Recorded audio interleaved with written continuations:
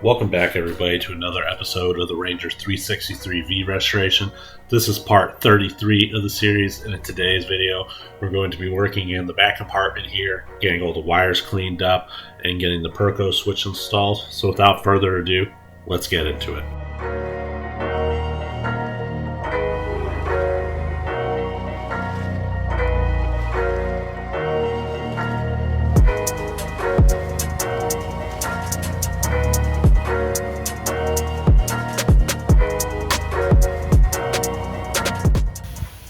Alright guys, so we're still working back here in the rear compartment. We've pretty much got the battery cables organized and stuck down, so they're up out of the way. We need to do a little bit more in here. I need to just go ahead and take that battery out. The battery is done, it's dead.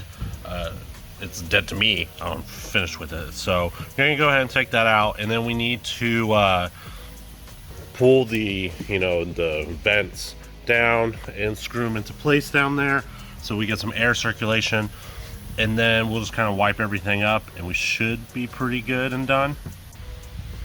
Alright, I did this off camera because I was just getting so frustrated. I'm trying to figure out a place to put this. So I really want to put it here, but you're drilling into this locker and you get in the way of this battery. Like if you put it would have to be underneath this lip right here. It's pretty much on the battery, and I just don't want to impede taking out a battery. So we got that. You could put it up like there, but you're not going to be able to drill it down, so I don't know how you're going to do that. I wanted to put it like here, like that, but man, it's just so much work. It was a lot of work. I tried doing it, and I just didn't really like it. So my last option, I thought, was I'll use that block right there and kind of hang it off to the side. Still gives me room to hang the hinge and try that. So I'm not like overly happy with it, but it's sturdy. Like it's very, very sturdy, and it doesn't move. So, and it's in a great spot, right? You open it up. If you're outside the boat, boom, it's right there. Last thing we gotta check is to make sure that we're gonna put one of these batteries right there and make sure it doesn't hit. And if so, we're good. We'll take it off. We'll hook, this is the power to the console, and then we'll hook the power up to the motor, that's what this thing is called, to this here, and then we'll run another cable going out this way to the secondary battery, and then a cable from here to here. So yeah, that's about it. But it's growing on me. It's growing on me. I gotta remember, like, there's like those tabs will go in here, so you won't really see it as much.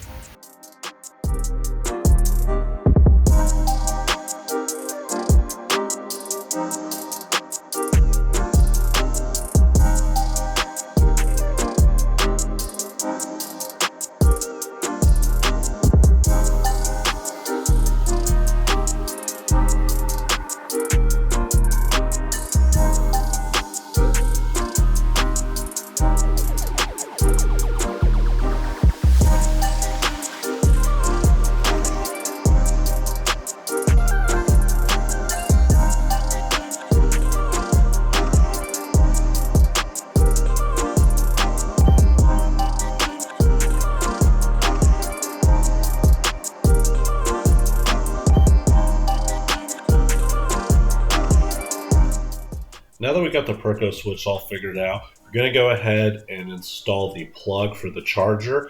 I wanted to have something that we could access outside of the boat, so I decided to go with this Mini Coda version where the plug is fixed. It's not like one of the ones where you can actually pull the plug and the wire out of the boat so you can get a little bit extra length. And I think it actually worked out really nice in this application because inside the gunnel right there, I think it's just a lot better that it's a fixed fixed position, just a personal opinion. So I think it turned out really nice, and it's definitely going to add to it, make it easier to charge outside of the boat.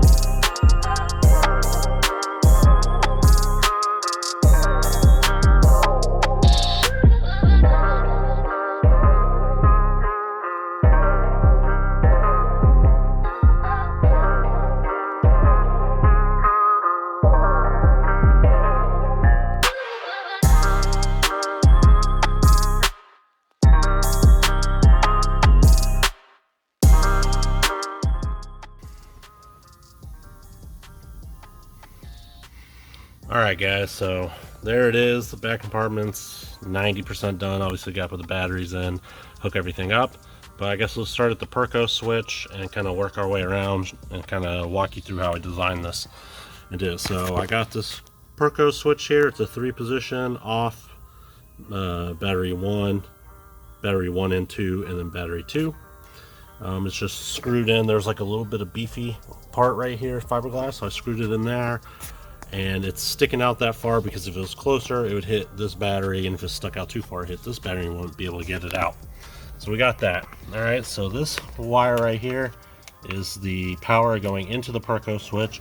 This wire coming out here is the power to go to the console. And then this wire right here is the power going to the motor. So when you turn it on switch number 1, or position number 1, that wire and this wire both come live. And then this wire coming out the side, this red one, is position number 2, which is like the jump, to jump between. Okay, so we have that. We have the ground for the console and the motor right here. And then the charger, cables. And then right here is going to be the hot wire for the automatic bilge. It's going to plug in right there. And then the only thing I have left to do is I have to run a ground to the bus bar off that battery. So that's it from over there. Moving on to here, we have the, like I said, the hot wire for the jump. Now this is the ground wire for the trolling motor. And then the charging cables. Okay, so we have all that going to battery. We'll call this battery number 1, battery number 2, and then battery number 3. We're going to have the hot wire that runs to our circuit breaker for the trolling motor power, and then also the charging cables. All right, and there will be a jump cable. I don't know what it's called, to make these 2 batteries 24 volts instead of 12. So we have it all zip tied up there, up out of the way, nice and organized where you can see it and get to it. Then we have, like I said, the circuit breaker here for the trolling motor. The wire coming right here is the wire that runs up to the trolling motor. All these wires right here come from the charger. And then there's a wire right there. That is the plug that runs to this guy right here. So you can plug in your charger. A lot of boats have it right there in the splash well. I think that's a really stupid design. We have a really big gunnel here, so might as well use it. It keeps the plug from getting wet. And yeah, so we got that there. We also went ahead and installed the 2 vent hoses that run to that incoming vent and outgoing vent. And what that does is it adds circulation to prevent, build up from your gas tank or just fumes in here. Give you some circulation. And then other than that, that's pretty much everything that's in here. We went ahead and have the anchor rope tied off.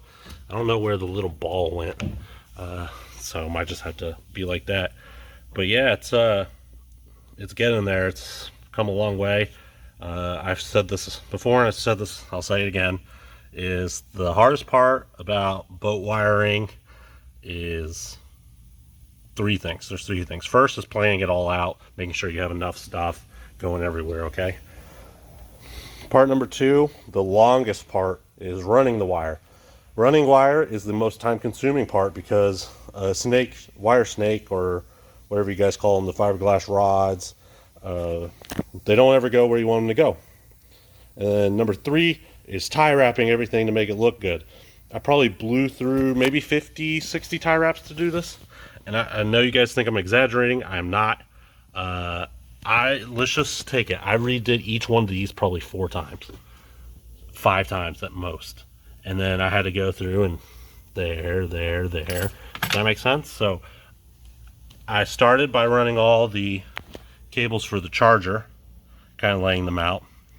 And then I decided, at first I was going to run the cables for the trolling motor up around here and then come out there. But that just didn't make any sense. I'd rather be able to open it up and be able to see all my cables. So I put it like this, so I had to recut them, and then you just keep adding and adding and adding, and then you add these and you cut them again, and it all adds up. So yeah, guys, there she is. I hope you like it. This is a big portion of it, and just take your time. I think whoever buys this boat, maybe it's the second or third owner down the road, will appreciate the cleanliness of this as long as everybody keeps it this way. It'll be fairly simple to understand. We're going to go ahead and we're going to label the charger, which battery is which, because I hope I got them in the right order. And then we're also going to label all the wires that are plugging in.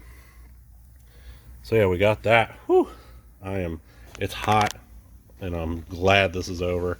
It's just, I hate laying on my stomach because I'm too fat. That's it for this week, guys. I hope you liked the video, and if you did, please be sure to leave a comment down below and hit that thumbs up button. It really does help. Next week, we're going to be installing the batteries and testing all the switches on the console. So, see you next week, guys.